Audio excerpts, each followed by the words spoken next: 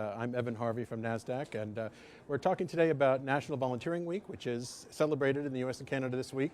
It's a week where we celebrate the service of our employees and employees around the country and around the world to certain causes and charities that they believe in. It's certainly a service-oriented culture here at Nasdaq. We had record year last year in terms of employee giving, in terms of employee hours volunteered, and we're looking to boost that again this year by creating more awareness about the positive organizational benefits on both philanthropy and volunteering. And I'm very happy to be joined today by Rehana Farrell, who is the Executive Director of Youth Inc. Thanks for having me. Thanks for coming. So, as an opening, why don't you just give me a few minutes on what Youth Inc. is and the model that you use and how you work with clients? Sure. Youth Inc. has been around for over 22 years, and we are an accelerator. So 22 years ago when we were founded, I don't think that terminology existed, but I now liken us to Y Combinator for tech startups. Sure. We are that for the nonprofit service sector here in New York City, serving kids. So that's our mission. We help kids by empowering the nonprofits that serve them in their local community. And we're really a bridge between the business community and the social impact sector. So this is a bit of a venture philanthropy model that we've heard about from a few other places. Exactly. Can you tell me a little bit about how you engage with clients? If a company is interested in doing more or connecting with a charitable organization or a community or a cause, how do they work with you to get that done? Sure. So we have a lot of ways to work with our corporate partners. One of them is simply by offering a pro bono skills-based training for their employees on nonprofit board service. So many people in the corporate sector have skills that nonprofits need, and they don't even realize what the need is and what the skill is that they possess. And so we try to be the market maker and make sure that people in corporate jobs know that they have a valuable skill set that could be used by a nonprofit, one that hopefully moves their heart. So we have a network of 70 in our organization currently. And there's sort of something for everyone, from writing to poetry to the arts to sports. And so our mission is to then, after we train you on nonprofit board service as a corporate employee, to match you with one of those 70 nonprofits. How specific is that skill set? I know that we've heard about coders and designers donating time, web work donating time and donating hours, but the scope of skills that you just mentioned is obviously much broader, gets into the creative class. So could you give me a couple more examples of? It's everything. It's everything. So think about a board in terms of its structure. That's one of the ways that we help our nonprofit partners is by strengthening their board, and then in terms of governance and how they organize themselves, and then placing high-profile professionals from the corporate sector onto their boards to help them govern the organization and raise critical funds to build and grow their operations. And so everyone that I have come across in my corporate career has something to give. And before running Youth Inc., I did work in the private sector for 22 years in financial services, so I would say every one of my former colleagues has something to give to a nonprofit. Do you have any particular success stories that you like to talk about? I mean, you're New York City based, you have a great deal of experience and authenticity in this market. Client success stories that you think are particularly relevant for our audience? We have a lot, names that you would recognize here on Nasdaq. We love those. So one of our biggest corporate supporters is RBC. And we launched 2 years ago, a race for the kids. And that gets 2,000 New Yorkers out running for a family fun day and a really intense physical fitness competition for helping raise money for kids and really understanding the community and what the need is of small nonprofits that serve kids. So that's a really incredible day. Part of the totality of our relationship with RBC encompasses the Get On Board program that I mentioned. So we've trained over 100 corporate employees at RBC on nonprofit board service and placed many of them on the boards of our nonprofits. And then we also do both skills-based and service-based volunteering with RBC employees.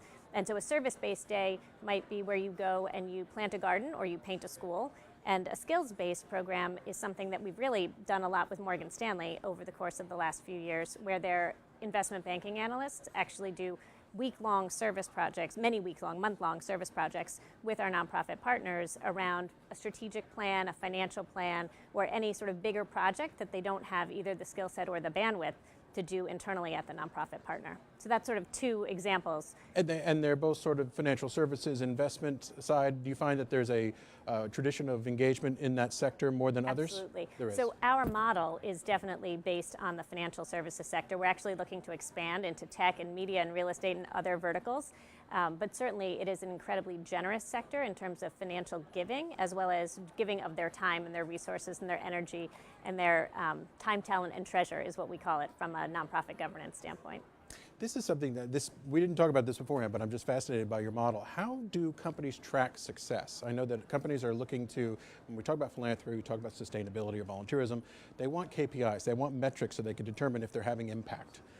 So do you have any examples you can think of how companies measure success when they do these engagements? Obviously they're supporting worthy causes and worthy communities, but how do they track the metrics around performance? So, well, metrics are near and dear to my heart at YouThink. We have really impressive metrics. When a nonprofit comes into our orbit as a partner, they tend to grow their revenue, they tend to grow their board, they tend to grow the number of youth served by some really incredible percentages. And so that's something that we measure ourselves on. We then have launched a metrics program to help our partners measure and improve their own impact on the youth they're serving. So if a youth comes into a nonprofit program, we baseline where they are, and then at the end of the program, we can show their demonstrable, statistically significant growth in social-emotional learning, which is PhD speak for character building. So what you as a parent would be trying to instill in your own child. So you be self-aware, treat others with kindness and respect, develop social skills, develop social capital, all those things that ultimately will help you as a successful business professional in your career.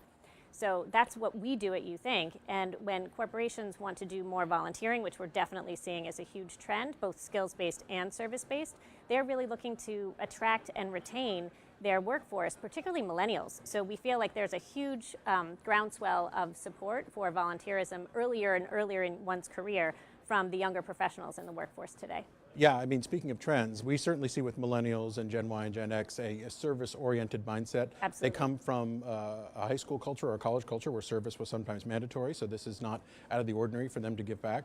So what's the range of ages that you have worked with in the city? Is it, how young does it go? How old does it go? In terms of the nonprofits that we serve, 0 to 24. 0 to 24. So we have one nonprofit that I'll highlight, You Gotta Believe, that helps kids aging out of foster care find permanent adoptive families.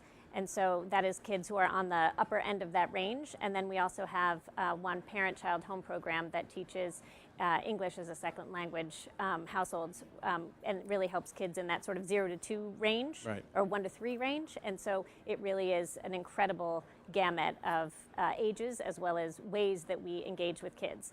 So we're sort of agnostic. Somebody asked me when I was speaking at Columbia once, what is our portfolio tilt at YouThink? And I said, we must have one by definition. I don't know what it is because I don't say, well, I only have room for 10 arts organizations and 10 sports organizations. We believe that it's just about engaging youth. And once you engage a child, we find, and research has shown, back to the metrics program, that if you engage a child, they are more likely to attend school, do better in school, graduate, and have fewer risky behaviors that would sort of take them off that more successful track. So we're trying to help kids at all ages through a wide variety of means just really achieve their full potential.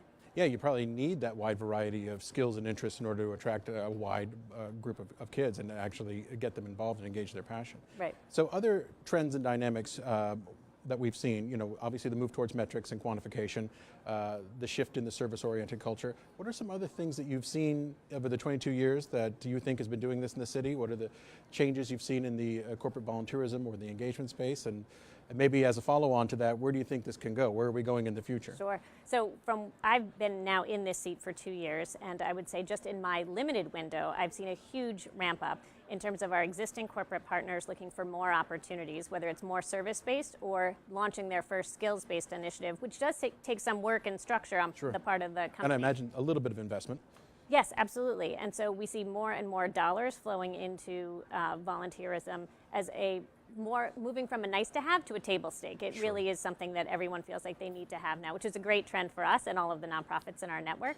And it's so much so that we actually partnered with New York City Service this year to really bone up on our skills to help our nonprofit partners manage volunteers. It has now become such a core part of so many nonprofits in terms of their service delivery mechanism that we need to train them on the best practices in volunteer management. So New York City Service partnered with Points of Light Foundation. They are training us to be a hub so that we can then train other people. Multi-directional learning. Best practices are, exactly. Future trends, where do you think this can go? Where do you think, what is the future of you think? It's dedicated obviously to New York City. Are there ambitions or other things on the horizon that you would like to call attention to? So everyone asks all the time, when will we, broaden our Where mandate? else will you be? Sure. Right, everyone has that Long Island nonprofit, that Westchester nonprofit, that New Jersey nonprofit, especially because we have so many commuters coming into the city. So we haven't yet decided to expand the mission of YouThink to be broader than New York City, because the need is really so great here. We have 1.8 million kids in New York City. 600,000 of them live at or below the poverty line, and that's $24,000 for a family of 4. And so when I tell people in corporate boardrooms that stat, they really stop and think about it. The last time they made $24,000, if ever, I mean, the people coming into the workforce today in those types of sectors, they don't even make that little as a single person. So imagine trying to support a family of 4 on $24,000 a year. And so that, plenty of need to go around. Yeah, so that really is what binds us to New York City as a place of need, where there are so many business professionals. And we, as I said, try to be that bridge of the business community with the social impact sector. And so there is plenty to do here. In terms of where we'd like to see our own growth, as I mentioned, tech, media, real estate, so adding on more industries to our core base of financial services supporters. And we expect that we're going to continue to grow. So we've seen really tremendous growth over the last few years, fueled in part by this wave of corporate volunteerism. Right. And we expect that to continue to grow as well. Fantastic conversation. Thank you very much for coming.